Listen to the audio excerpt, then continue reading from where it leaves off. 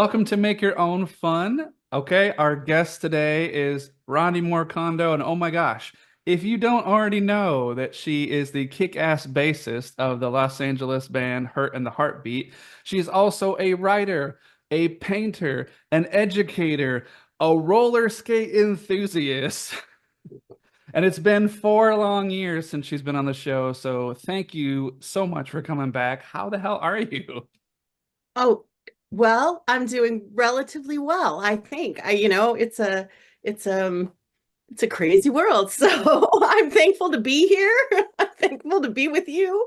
And yeah, get to do this amazing things I get to do. And I feel really like, just lucky in this Yeah. world to be able to create art because there are people right now who don't have pencil and paper, who don't have a means to write things down or, you know, but anyway. Yeah, I'm, yeah. Oh, I'm I know. I've been there. so So, so all right. I can't go Let's ahead. start with some. Let's start with some happy stuff here. So, I know through the internet, but a lot of folks might not know that you guys just did a Halloween show at the House of Blues, and let them know how that went and how that came about, and how you guys got in there. What's the story with that? So we have a great promoter, Sound the Groove. They put on shows all over Los Angeles and they give us such, great rock star experiences, I will say. They're very that we work really hard. We practice a lot. We are constantly writing new things, and James, our lead singer, gives us such, I think I mentioned this last time, just full creative power in what we're doing. I mean, unless, somebody's doing something that, he's not afraid to speak up, which I appreciate that. And so, but really open to the creativity. So it's so fun to be able to show it off. I always want to like have a good time, but I want everybody else to have a good time too. So to me, it's a thrilling experience. So getting to play some new songs, getting to play some covers. We played some great covers, and just two. We played one, Maps by the Yeah Yeah Yeahs, which is so fun to play. Even just Uh, that drum part, yeah. yeah, oh, the drum part. And our new drummer is just, oh, he's so good. He's such a That's sweet essential guy. though. That's like It the engine is. room. It That's the engine is. room of the band. And if it's like if you don't have that like freaking locked down, you guys have just got to play basic meat and potatoes 4/4 stuff. Oh, he is into it. His name is Wayne Herzog. Okay, I hope I'm getting his last name right because anyway, I know him as Wayne. Look us up. Wayne, shout out to Wayne. He's just the sweetest guy. And honestly, just his heart is in his drumming. And I love playing bass with him.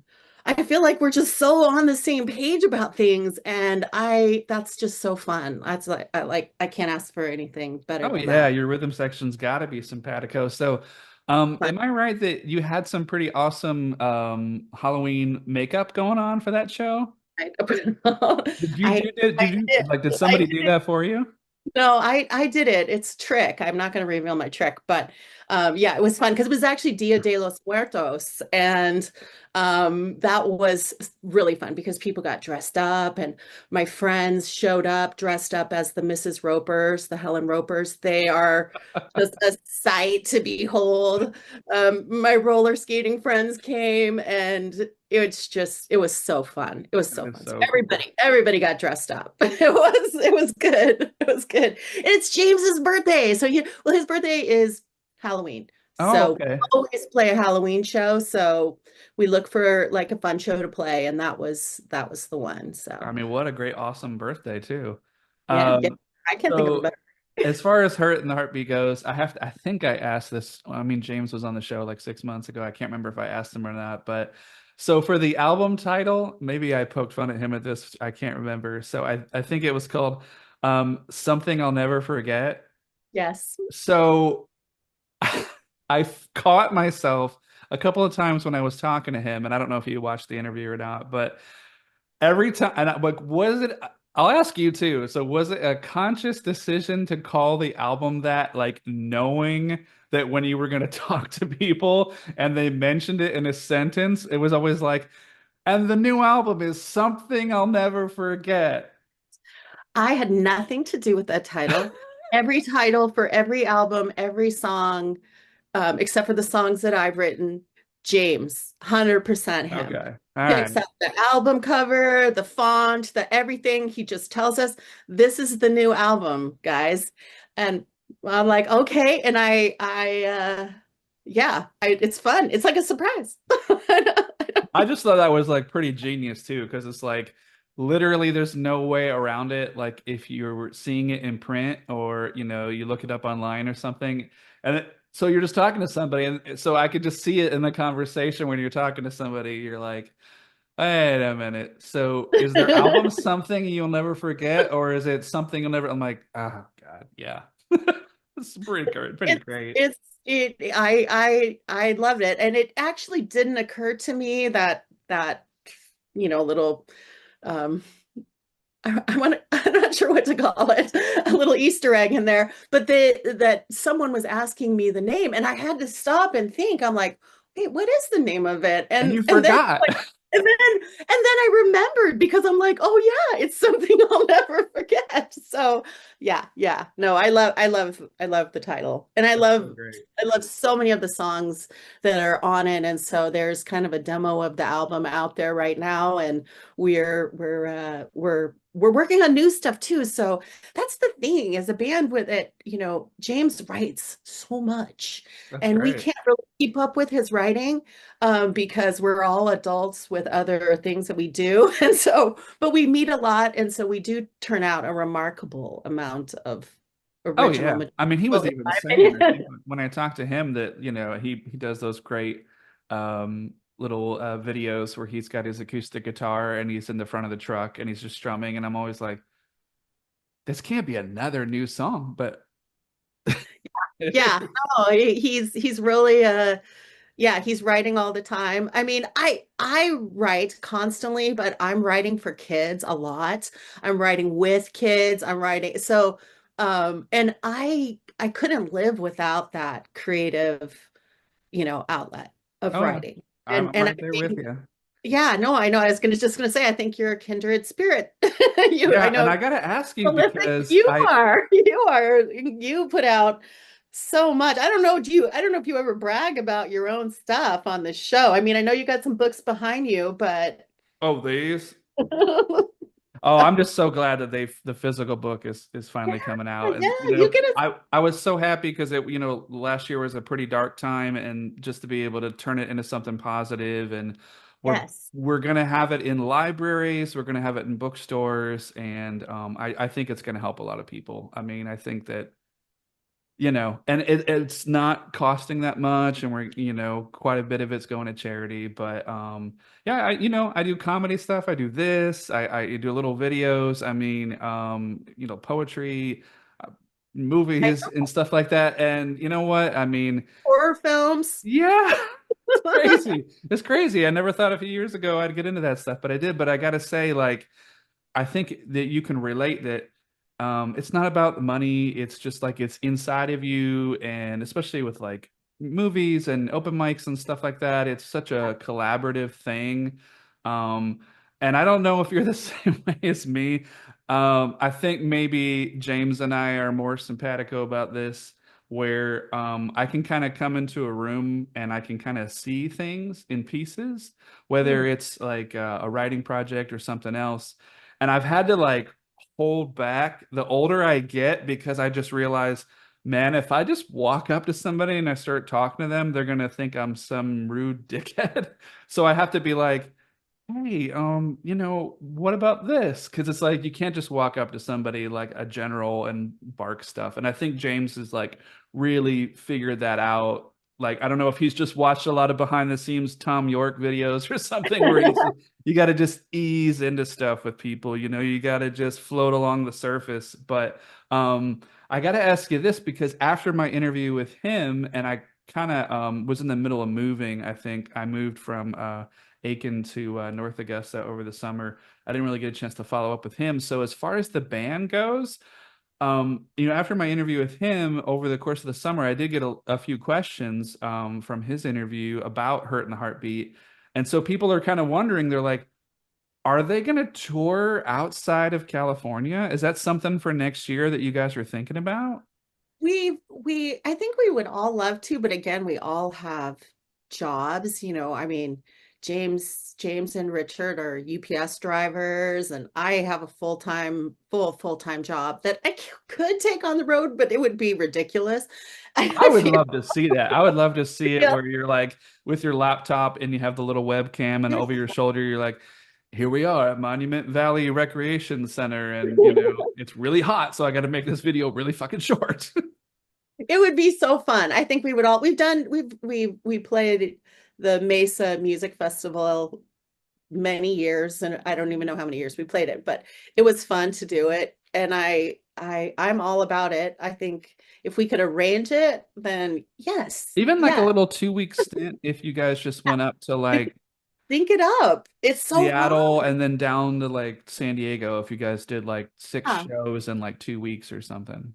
I shouldn't say it's so hard, but I'm just saying, in my mind, I'm like trying to figure out how to arrange Coordinate the schedules, everybody. right? We need to think about it. But yeah, I think it's definitely on James's mind. So he's always brainstorming. Well, I I mean, want it's probably easier for to him. He can just grab a couple of guitars, throw them in the car, and if they drive to Nevada or Arizona or whatever, they could, yeah, yeah. do that. But when you got like If how many guys do you have in the, is it five, six? well, we have I know you let's have the see. new drummer. We have the new drummer. We have two guitar players. We have Hayden Sarconi and we have Richard Cadman. And then we have keyboard player Steve Rice. So and then myself, the bassist, and James. So that's really the core band. But like Steve wasn't able to play the the last show because he's an attorney. So again, coordinating everybody's schedules, I think, is the main thing. But yeah, no, it would be a very cool thing to do. So Yeah. make I mean, cool. I would love to see it. I would even love to see like somebody go on tour with you guys and just do like a half-ass like don't look back documentary like real lo-fi or something just to follow you guys around because I mean I know not everybody's interested in that kind of stuff but I love like the interaction of people just like you guys could just be like in a fucking like rest stop sitting around the vending machines just like passing around a cigarette rubbing your hands together to keep warm and you're like man, this promoter better come through, man. Like, I don't know. And like, I can't eat another bag of flaming Cheetos. My stomach can't handle it. You know what I mean? That real life, like gig to Yeah, gig. I love that stuff. I don't know if everybody else yeah. does. You guys are probably like, no more flaming Cheetos. No. Well, we have a independent filmmaker who did like some little mini videos of us when we'd go out and play. His name is Scott Marshallts. And I wish I had his Instagram handle on my I don't know. Maybe there's another way to share it. But anyway, he's done like filmed. Never mind. He's done all kinds of films about all kinds of very serious topics. So I'm laughing because these are really weighty topics that he deals with. And I'm like just flabbergasted, to have someone who he's doing great work with um, Special Olympics and oh, anyway, I don't want to misspeak, but I know for sure Special Olympics. Well, that's awesome. I love it when anybody steps outside of their, their comfort zone and they try Yeah, something different. yeah, I yeah. mean, Cool. like just as an example, like I remember a few years ago, we won't talk about the sequel that should not be named, but when Todd Phillips, the guy who made the Hangover movies, was going to make the Joker movie with Joaquin Phoenix, everybody was like, "That fucking guy? Like what?"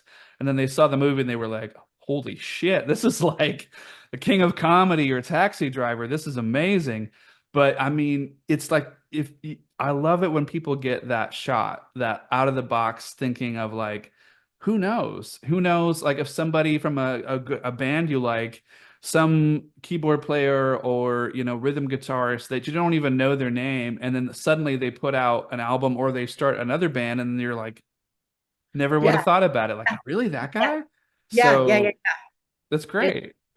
it's Yes, I mean, I think talented people will go on, or people who, they just have to create, right? So you got to just do it. You got to do your own thing if nothing's happening. Which, like right now, I'm so excited to play the bass, and I'm feeling like stronger than ever. My son gifted me this beautiful new P bass, which I've been playing a jazz bass oh, for so long that I just did not, I was sleeping on it and I was so in love with my other bass. I just did not want to play anything else. So, but I'd been looking around and, a bass player friend of his plays, it's Marcus Miller. Oh my gosh, why does my brain not work? Oh well, It's I mean, I could just throw out names like there's, you know, like I know. it's a Marcus Miller. Hold on, I don't even, do I have my glasses on? Then I have the name and my it begins with an S. Um, Yeah. Well, I that's right mean, next door. I should call you're them. like, Hey, what's the name of it? Anyway, it's not it's I Fender. I thought I would never play is anything that more but like a Fender jazz bass or I play a Fender Jazz, but this is a P bass. So okay. it's yeah, they're Well, I guess I could ask you some technical stuff too. Like I oh play guitar, but I've never played even like into a guitar shop. I don't think I've ever played like a Rickenbacker, and everybody says they're like infamously like a pain in the ass to tune. Have you tried it? Probably. I can imagine why it's a pain in the ass to tune. Yeah. Yeah. And I don't know, I think that's why bassists don't want to change their strings often is because I'm like, wait a minute, this right now I can pick it up anytime and it'll be in tune. It might just be like a hair off, but once you get it and the strings just sound warmer and more wonderful to you, you don't want to change anything, Right. I don't know how all bassists feel. There's of course all over the place. But, I find that like I notice the difference between the P bass and the J bass, that the P bass just cuts through. Okay. And right now I mean, I could go down a long talk about strings and things right now that I've just, I'm constantly discovering, even though I rarely ever change my strings. So it's finding that sound. And this P bass gives me a little bit more of a growl. There's just like, and it cuts through all those guitars. Yeah, and And then some of them, you know, some of them are great for more bottom end. Some of them are a little bit easier to pick. Some of them are easier to pluck. But the Well, I the don't gauge of know. the Well, string makes a big difference. This is and I oh, go ahead. go ahead, go ahead, go ahead. No, I was just going to say this is their medium gauge strings on these, and I had I'd had heavy gauge strings, and I loved the low end. The low end was phenomenal, but it's actually not.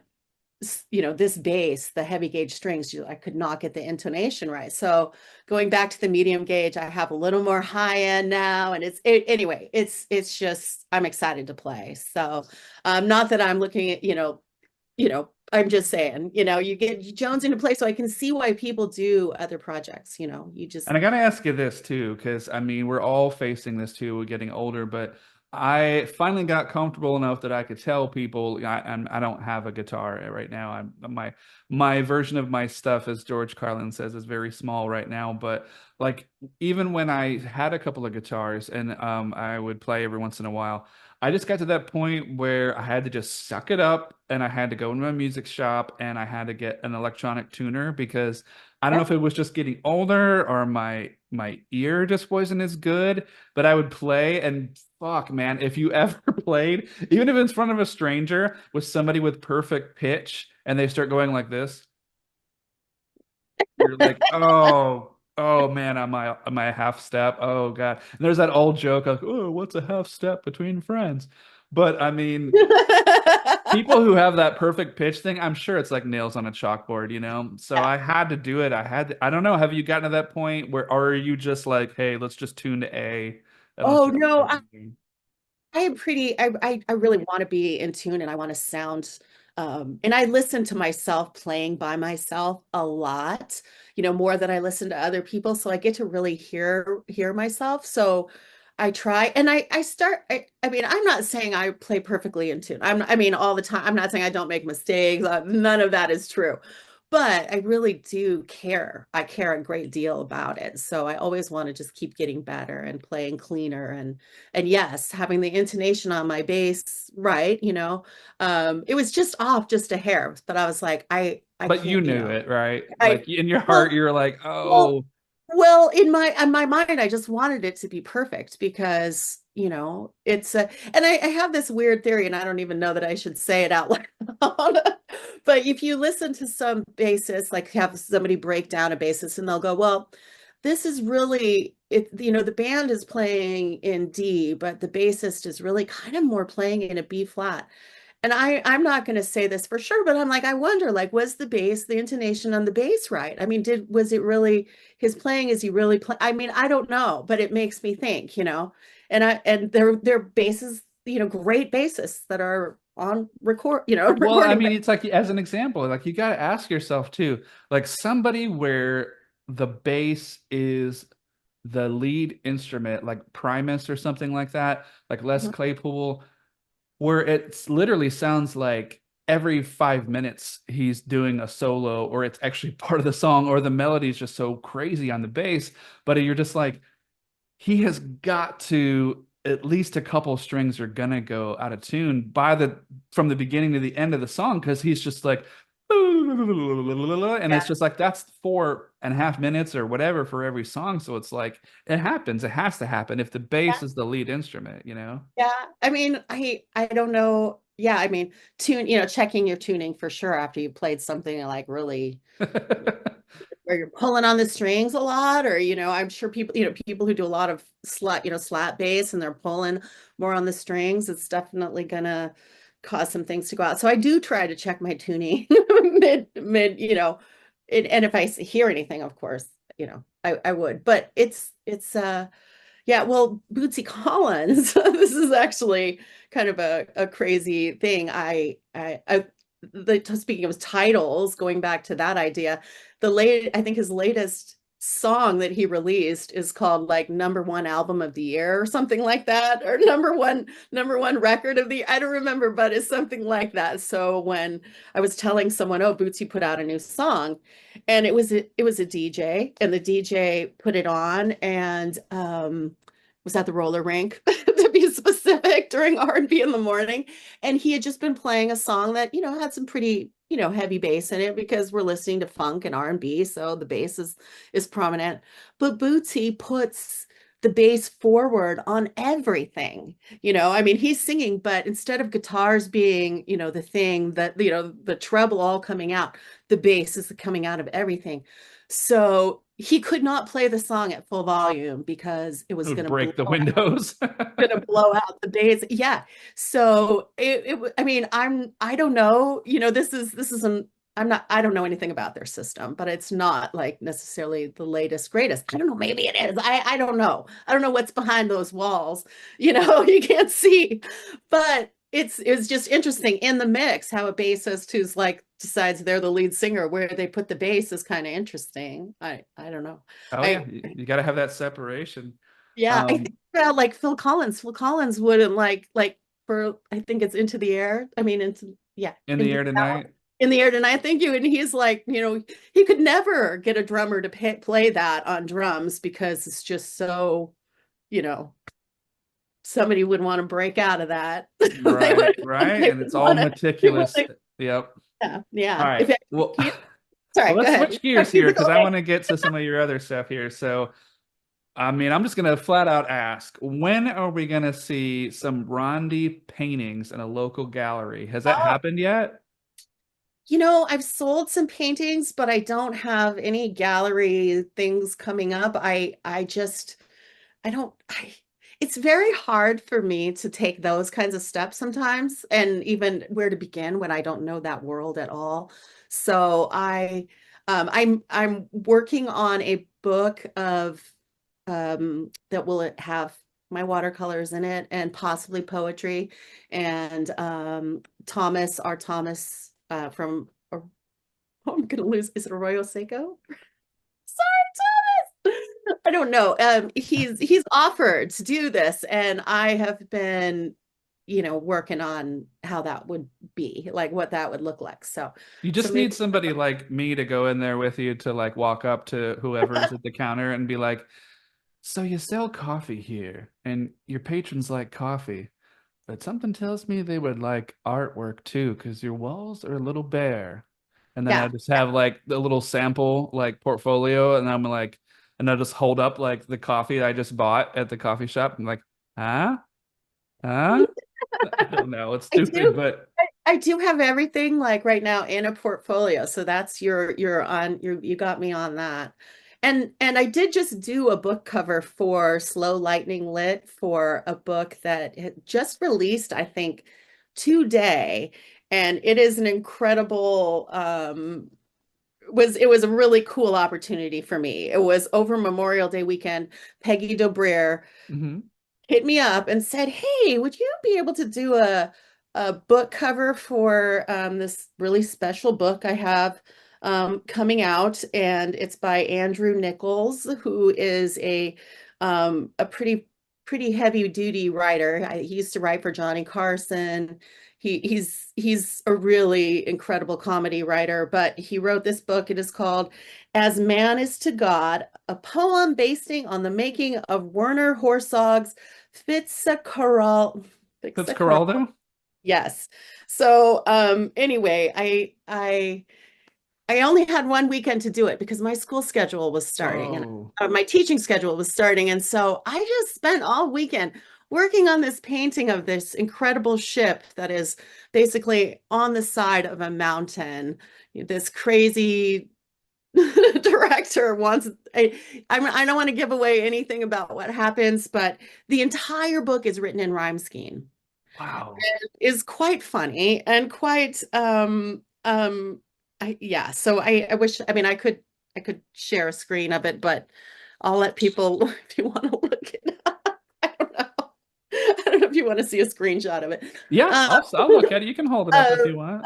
um, I was gonna say if I shared a screen here on the, but oh, I can do that. I can share the screen, but I'll pull it up. Okay. There's no yeah, there's no way for me to like really convey how much it means for someone to want to use your artwork. I think it's on top of playing music and roller skating, it is the great, like, I'm like, oh my gosh, I can't really you want to use my work, you know? So because I never felt that I had any particular talent at doing this. And I still beat myself up going, why? Why, Why yeah, why hold yourself why back, are you you doing know? this? Well, mostly why do I think I have anything that's, like when I Oh, what do they call that? The imposter syndrome. oh, totally. Oh, I have to send a request for sharing. So anyway, it's a huge honor to have people like invite you into their music, but using your work for your book, that means a lot to you. So this is Wow. ever. That is And gorgeous. Holy crap.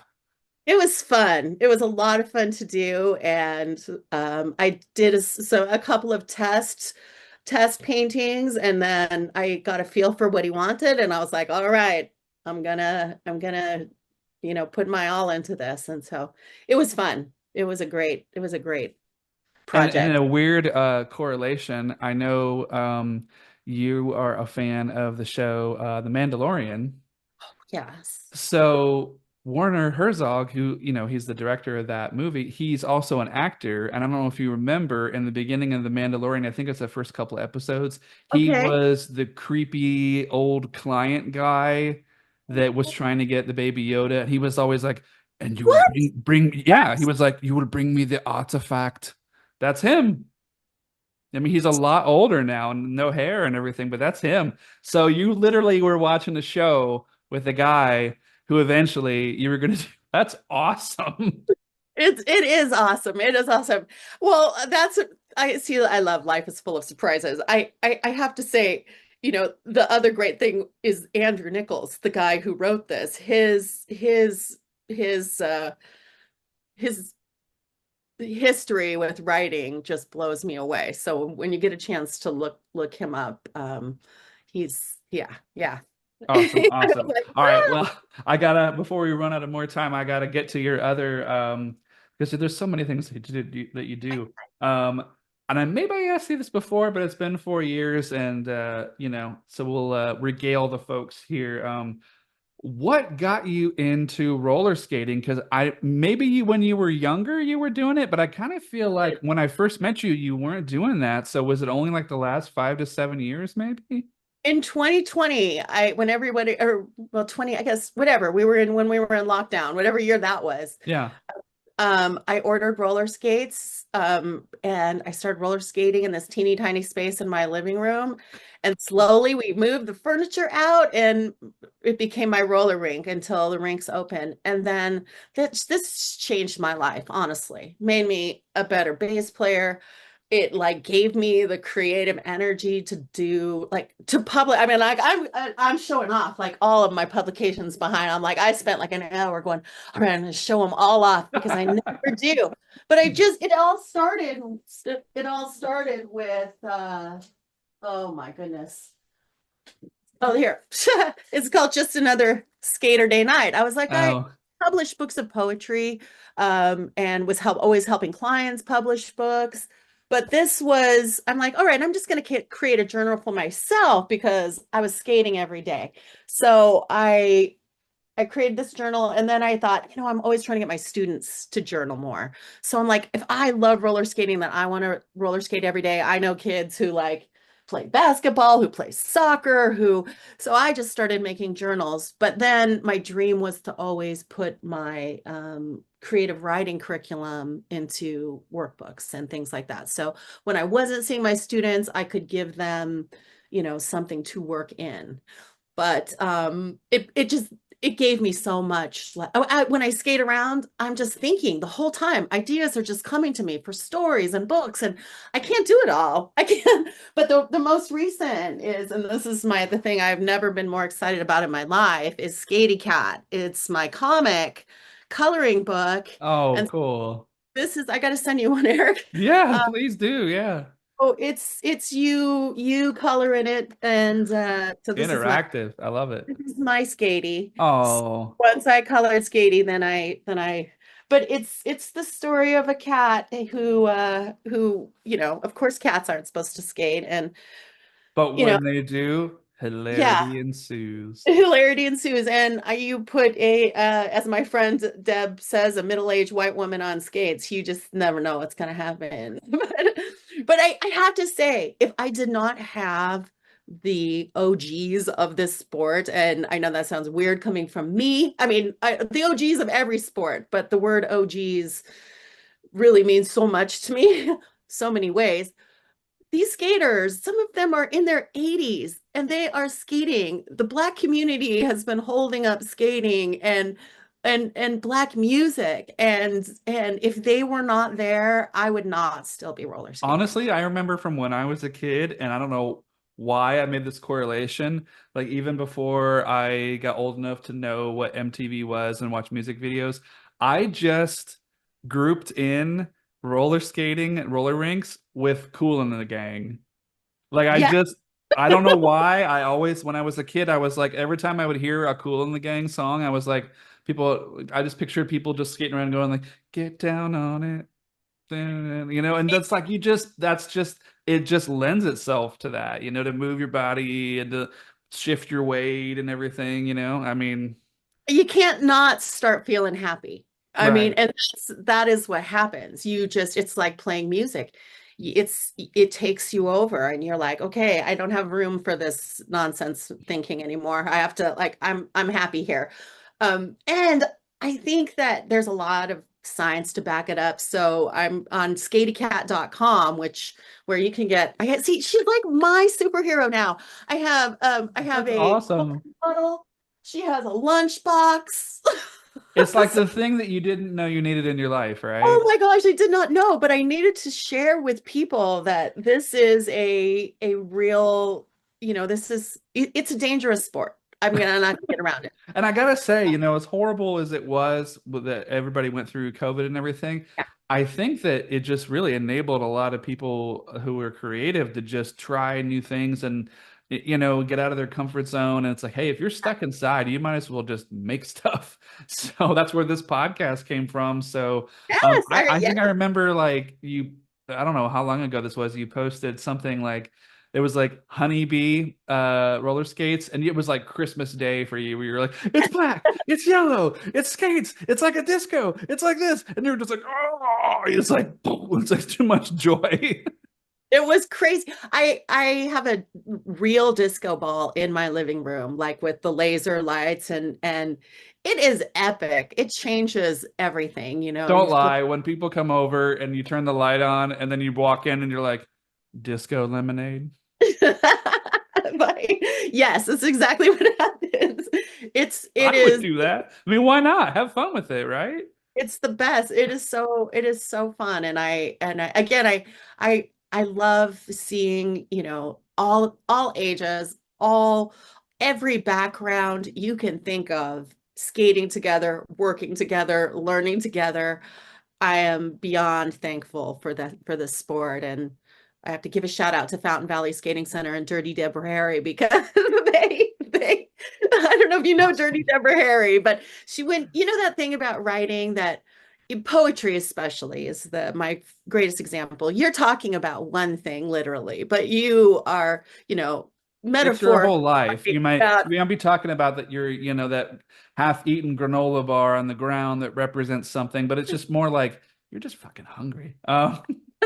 So, all right, well, I got to get this some other stuff in because I have a couple okay. more, and I know people want to know this. So, um, and I wanted to know this about you too. So, as an educator, have you ever considered yourself going somewhere like out of town and hosting like a writer's retreat? Maybe not for kids, but even for adults, because that's something that I could totally see you doing that. I would love to. I used to, but pre-COVID, I was doing writers workshops all over at homeschooling conferences and women's retreats and all kind, you know, anything like that. And I haven't done a lot of that just because they're yeah, I've been busy, but I love doing that. And I'm also I actually had talked to somebody, they were asking if I would do some painting, you know, like retreats. So I would love to combine the painting and the writing because I think there are great things that happen when you do both. So I'm very open to doing that. Yeah. Maybe I'll That's bring her awesome. heartbeat along. Okay. So, this is almost like something a sixth grader would ask, but maybe I'll just read it as like a kid who's like afraid to be up in front of the class. This will be kind of fun. So, what's an artistic pursuit you've always wanted to try but haven't tried yet? That I always wanted to try. Because obviously you've done like you've checked so many boxes, but it's I like, is have, there, yeah, I have. Is there anything left? And maybe acting, maybe stand-up comedy, maybe I can I don't know, swimming with turtles. I don't know. oh, I love to do all of that. I bodyboarding is something, and I would love, I used to scuba dive too when I was really young. I love being in the ocean.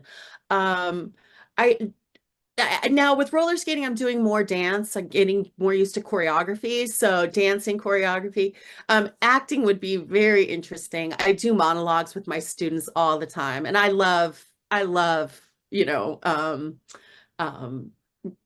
reading their things to them even dramatically. So the idea of acting is interesting. Whether I would want to, you know, get involved with, I don't know, I the right think you could opportunity. just, just The from the right times we've opportunity. hung out and then just from seeing you at shows and other stuff, I think you could do, or you might be interested in trying like an improv class because I feel like you're such a Yes. natural, conversationalist. You have like this upbeat personality.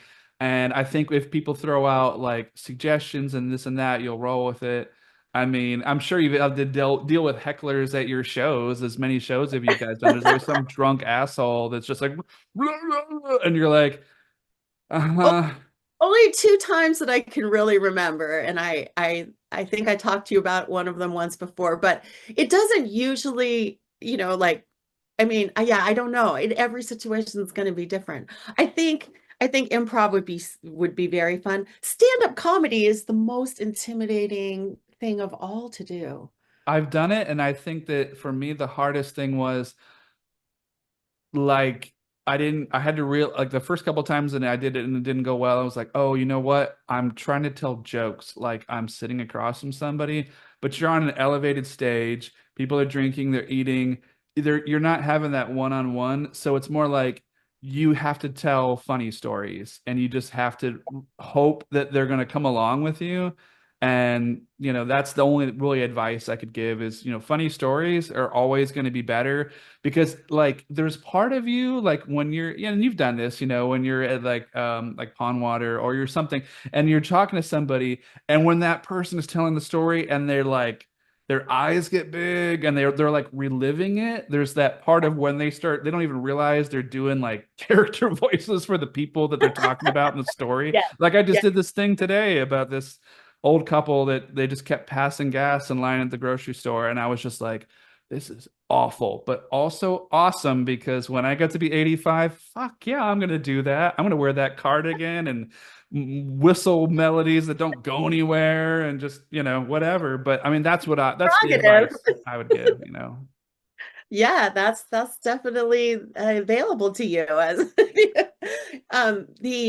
the idea of doing comedy, the closest I can come to it, and I actually think about George Carlin's process and that he wrote every single word down and memorized completely his entire stand-up, right? There was no, because every word was so important. And I think for me, I like that idea. So when I get to write for Poets in Distress, Mhm. and I can get political, I can be humorous, I can be outlandish, and as the two idiots peddling poetry, explore your idiocy, So I love reading something that makes people laugh. That is just like the greatest gift ever. So, but stand-up comedy, where I have so much respect for so many stand-up comedians.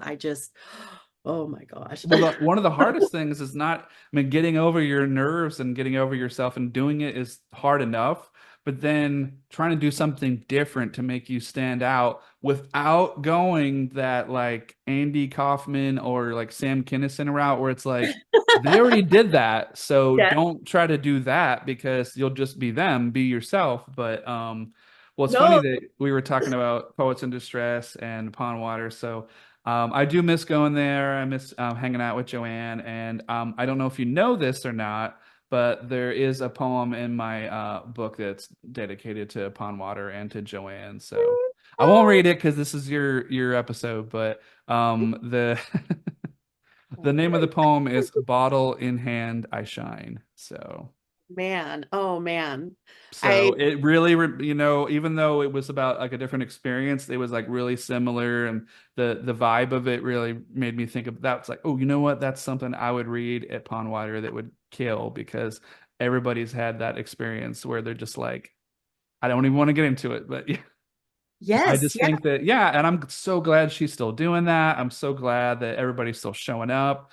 I mean, she has It, been such a lighthouse like in the poetry community and music community and everything and yeah, I can't say enough nice things about her. So either.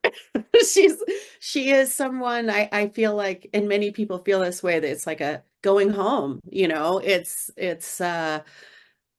yeah, that feeling of returning home. I don't know. A childhood home that I didn't grow up in. I don't know, but and you um might not know this and I think there's pictures online from years ago, but um you remember her dog Brian. yes, Brian. um when uh Joanne and Ed invited because at the last minute like my daughter and I didn't have anywhere to go for Thanksgiving one year. At the last minute we were just like, oh no, and she was with me and like I wanted her to like be around people, to Yeah. go somewhere and to do something. And my daughter was terrified of dogs, and then I think there's a picture maybe on Facebook somewhere where it took hours and hours, but eventually there's a picture where she's just like reaching out and she's like touching Brian's nose and the Brian seems Oh. so happy and Amy was just like and it was just because she was so like this and then eventually she finally, and after that she didn't really have an issue. So I'm always thankful to Joanne for that. So Brian's a good guy. He puts up with a lot of nonsense at that. Stop. oh yeah. Well, I mean, as we're wrapping it up here, we've been wrapping for a minute here. I just want to ask, well, what's next for Rondi on her uh, endless conveyor belt of creative projects, and then where can people find your work online? Well, I have a website that is www. How many ever W's there are? Three of them. That's like seven It's the love W's, of Rondi. it's the loveofwords.com. And that is where I I do, it's kind of a home base where you'll always be able to find me. I'm of course on social media, Facebook and Instagram. I have skatycat.com, and I have this challenge for people to color Skady and send me a picture, and there will be a Skady gallery, and a Skady blog. I don't know. I mean, I definitely will always be working with other writers. I love helping people produce their work. However, make it available, make it so good that you want to share it. So that is my mission in life. I guess if you're gonna give me a mission, that's it, is to help people creatively express themselves and make themselves just overwhelmed with pride that they want to turn it into something. I know books are, I love them clearly. I'm Me hiding too. Me most of too. them. Yeah.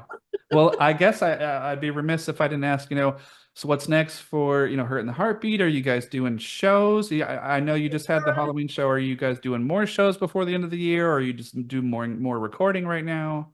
We are in, yeah, we're taking a little bit of a break just for the holidays because everybody gets so busy. So we'll meet back again in January, start getting ready to record and perform in February. And that's usually our schedule, is we're off, and then we try to play shows between February and now. Sadly. That's great. Well, hey, at least you guys have figured it out. You figured out now that we're all a little bit older, it's like you got to put the brakes in. You got to have holidays. People have kids, they have families. It's like there's the Yeah. band, but the band can continue because you put those pauses. Because also, it's kind of like a relationship in a certain way where it's like you got to get the hell away from each other for a while. Because it's like the last thing you want to do is roll up to rehearsal and then open the door and be like, "Oh, you again." You know what I mean? Like you want Yeah. to have that like excitement of not seeing somebody for a couple of weeks, and you're like, oh, and I saw this like band down in San Diego and like this thing, and like I never saw like this really cool like keyboard thing, and then they're just like, oh yeah, well show it. So it's like you bring in that freshness. So Exactly, exactly. You got to go out and have some experiences and bring it back and practice, give each other, time to practice. But I love it when we practice every other weekend. That's my favorite. The weekend we're off, I'm like, okay, cool, we're off. But then I'm ready to play again when it's time to play. So I miss it. I miss it already. that's It's so awesome. fun. It's just music is so fun. Oh So yeah. fun.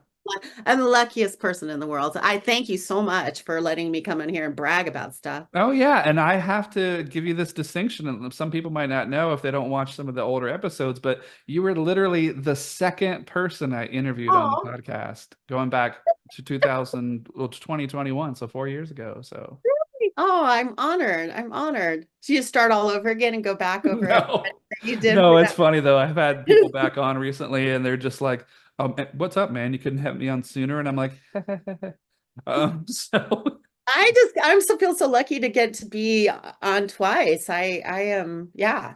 Thank well, you. I mean, when you guys put out a new album, I'll cycle back through and maybe I'll get somebody else from the band on there. You never know.